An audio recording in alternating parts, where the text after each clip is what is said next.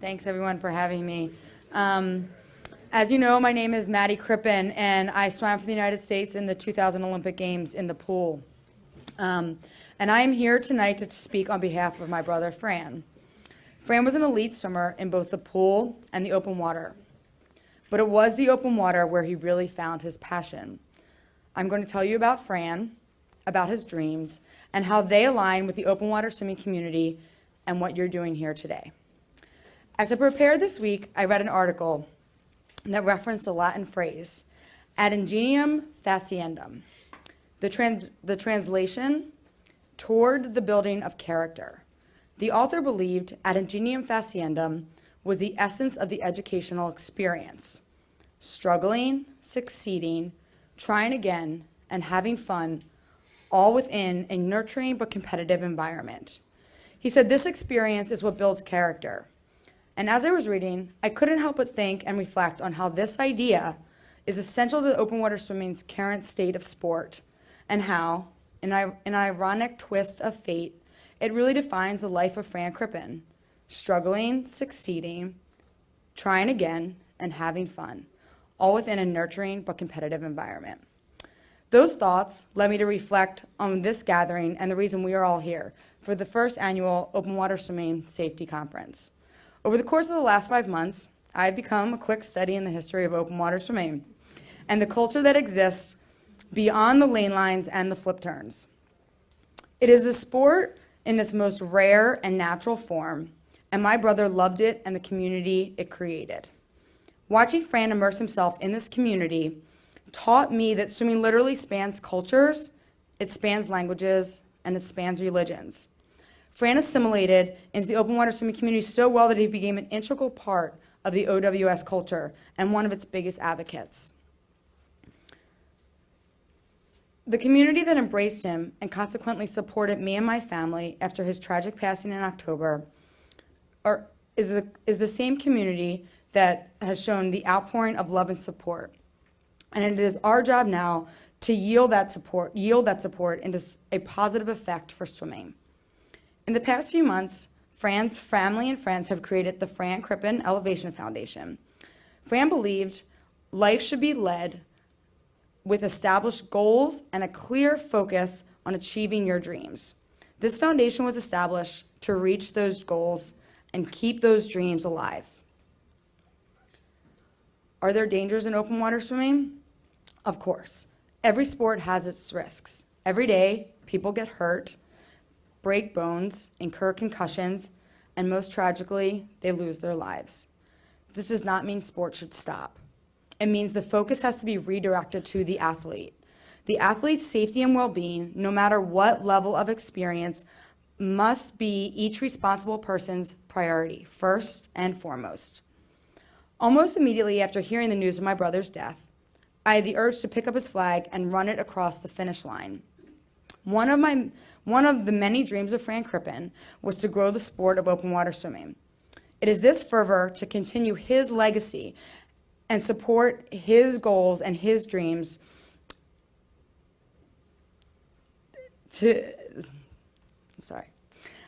make his dreams and goals resonate throughout the global open water swimming community. I applaud everyone in this room for seeing through the questions that exist within the sport and understanding that with a universal vision, the sport can continue to succeed and offer each member of its community a nurturing but competitive environment. As a point of reference, let me step back and give you a brief history of the journey that led me here to you today. I come from a family of swimmers. As the oldest of my parents' 4 children, I supposedly led my sisters and brother into the ocean, bay, and subsequently the pool. I asked to join a swim team at 8. My brother Fran tagged along because that's what little brothers do. Our sisters Claire and Teresa were a bit younger, and they were forced to go to meets to cheer on their brother and sister. Eventually, they were hooked and became competitive swimmers as well. Becoming swimmers never really was discussed. We all were just pretty good, and we liked the water. As we grew and matured, the sport played a different role and very personal role in each of our lives. For my sisters and me, it was the stage of life. Our passion for swimming was, and is, strong enough to drive a fierce commitment for a decade, and fortunately a chance to compete at the Olympic trials. My sister Claire actually finished her last race today. For Fran, being a swimmer was different. My mom always said, you girls are passionate, but Fran, he is fanatical. For swimming was not a box that he would check off. It was a lifestyle. And he said, as a professional swimmer, he was living the dream. So Fran's death was wretched news for the obvious reasons.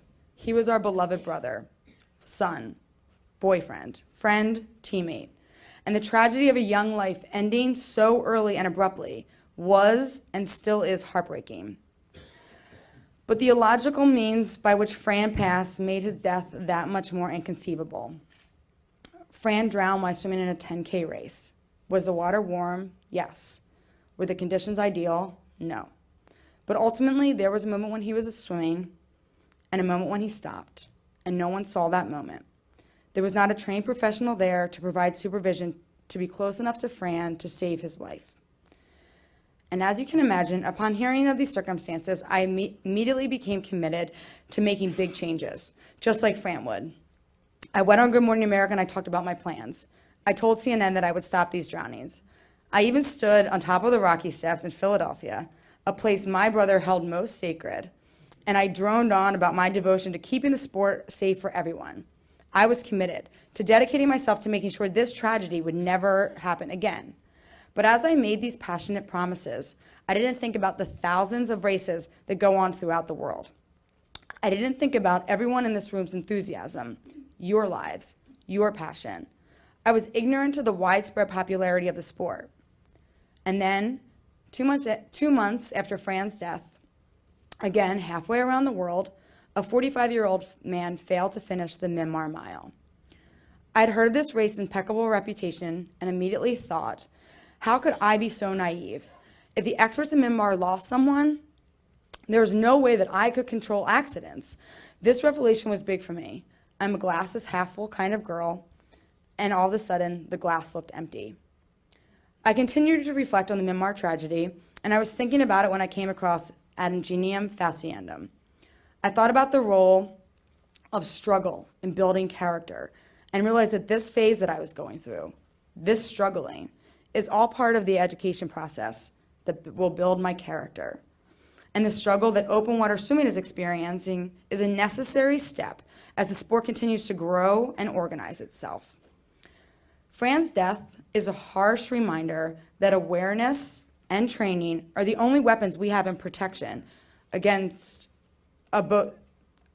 we have in the protection of both this great sport and the athletes that choose to compete in it. And we are here to raise awareness of that need. It is this revelation that each peak and valley are character builders for both me and the sport that made the glass half full again. If there is one thing I learned from this tragedy, it is that you cannot control everything, but together we can make a difference. With each conference, with each swim, with each conversation, we can bring awareness. And awareness is half the battle. If no one knew about the problem, no one would do anything about it. There was this guy named Seth Godin.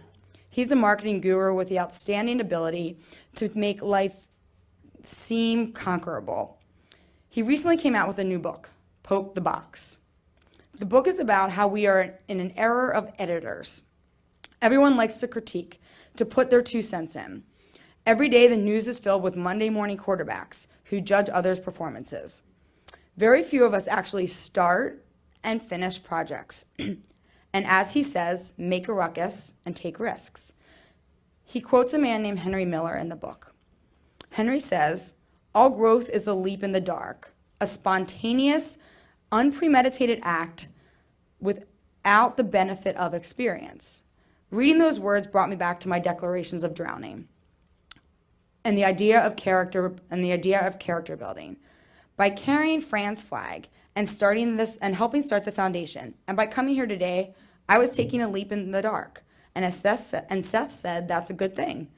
I am going to work to keep athletes' well-being the main priority for everyone, from governing bodies to race directors, and you are too. I flew here last night thinking about these things, about Fran, about swimming, about character, about safety, about the sport, and about growth. I thought about you all here together because you have the guts, you have the heart, and you have the passion to grow. You have a goal, an obtainable goal, and this is a step forward. As a group of passionate people, you are going out and you are making a ruckus. You are not just thinking about it, you are doing it, and I'm proud to be a part of it. While I was having my moments of misgiving, the negative feeling was even more impactful because when Fran first died, I felt like he whispered in my ear. He told me I had to work a little harder, I had to scream a little louder, I had to fight a little tougher because it wasn't just about me anymore. As I doubted my ability to positively affect change, I was simultaneously giving up the dream, and Fran was all about the dream. He had a dream of coming out to California and swimming for Coach Rose and Mission Viejo. Check. He had a dream of winning medals internationally for his country. Check. And ultimately, he had a dream of making the Olympic team. Fran did not get a chance to accomplish this last goal, but for Fran, the battle was in establishing the goal and having the courage to go after it. It is in this vein that my parents chose "Work the Dream" as a slogan for his foundation. Fran looked at each day as an opportunity to make a difference. He lived his life by this one creed: every moment made a difference, every day mattered, every person counted. So it is my job now to work this dream and help you keep the waters open and safe for all athletes. We will do this together by embracing every moment and making sure every day matters and every person counts. As part of the Fran Crippen Elevation Foundation, we will be rolling out a program in the next 24 months called Team Fran. Our goal is to empower people to compete in endurance events and live like Fran. Members of Team Fran will be connected to a group of individuals, both literally and in spirit, who believe that giving anything less than their best is to sacrifice the gift. Part of giving one's best, one's all, is the ability to dream, to set a goal, and to work with it. Team Fran will support athletes of all ability levels in their pursuit of these dreams by offering support for various athletic events. As Fran pursued his dream of an Olympic berth, he believed no one's passion should be hindered due to financial reasons. The FCEF will use the funds raised by Team Fran to provide financial support to committed athletes like Fran and empowering them to continue to work their dream and achieve their goals. I'm introducing this concept to you because there's a very good chance that in the next 24 months, you will be hearing from someone involved in the foundation, asking for feedback and the opportunity to have Team Fran compete in your events. If you have any initial thoughts of how we can make this model more successful, we would love to hear your ideas. There are flyers here today with contact information, or you could log on to francrippen.com and send us a note. I would like to thank you all for including me this weekend. Everyone in this room has the vision necessary to grow this outstanding sport and allow it to influence as many lives as possible. Together, we have the dream to give every person that dives in the water a standard of safety that should not be questioned. This is the dream, and this weekend, you work the dream. I would now like to take a few minutes to show you a video about Fran. My hope is that it will help you work the dream. And there's some audio-visual issues, so I'm just gonna.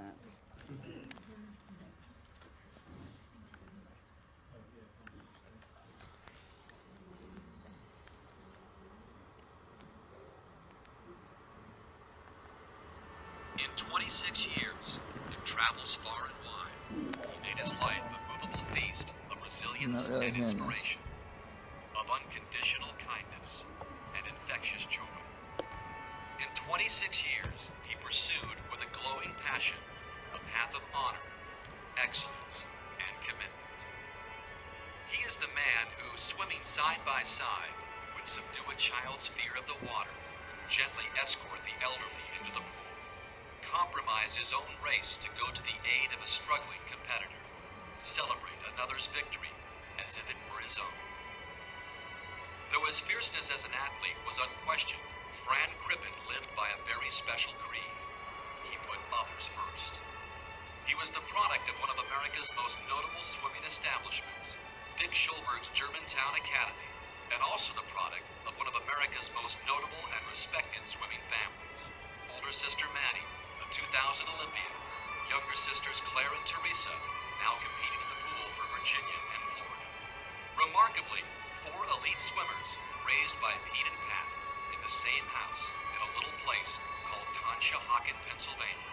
For globetrotting Fran, this Philadelphia suburb was forever his favorite spot in all the world, and his enduring enthusiasm extended to all the local teams, especially the Phillies. Every time he stepped into a room, he just lit it up. He was the hardest worker I knew, and pushed me every day in the pool. Fran was an 11-time All-American at Virginia, twice ACC Swimmer of the Year. He represented the United States at the Pan-Pacific Championships and the Pan Am Games. In 2008, though a contender, he didn't make the Beijing Olympic team, but he used the setback to rededicate himself. Today we're going to do some open water swimming. He ultimately discovered that his talent and zeal were most suited to one of the sport's most physically demanding events, open water swimming, a test of stamina, resolve, and fearlessness. Notably, last year at the World Championships in Rome, Crippen won a bronze medal in open water, an indication that the 2012 London Olympics were certainly within his grasp. In words from his family, it was his goal and dream to represent the United States in the Olympic Games. He is an Olympian in our hearts, and while he no longer walks next to us, we feel him with us always. Said girlfriend Caitlin Regan, "When I was around Fran, he made me think I could do things that I never dreamed I could accomplish." And addressing the Germantown community, headmaster Jim Connor wrote, "Fran was a carrier of light. All whom he met were a beneficiary of his work. He was a role model and mentor, a good son, a loving brother, a grateful pupil, a mature man." The U.S. swimming community has lost one of its most loved and one of its best. A 26-year-old who showed us not just how to compete, but how to live.